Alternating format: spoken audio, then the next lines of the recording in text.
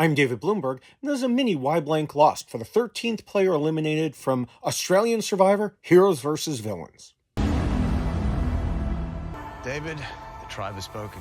Yep. We didn't see a whole lot of David's strategy, other than knowing he was part of the Meat Tray Alliance and a loyal ally of Sam's, to the point that Sean noted how obvious this was back in episode 5, Sam emphasized it in episode 11, and George completed the circle in this episode by saying there was no difference between voting out one or the other. David was also very clearly tight with Nina, which Liz knew.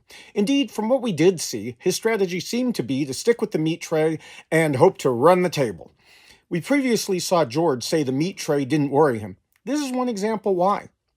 One way David stood out a little was that it seemed like he was more active as the face of the group. He told Paige to target George. He tried to trick Liz into playing the idol for herself.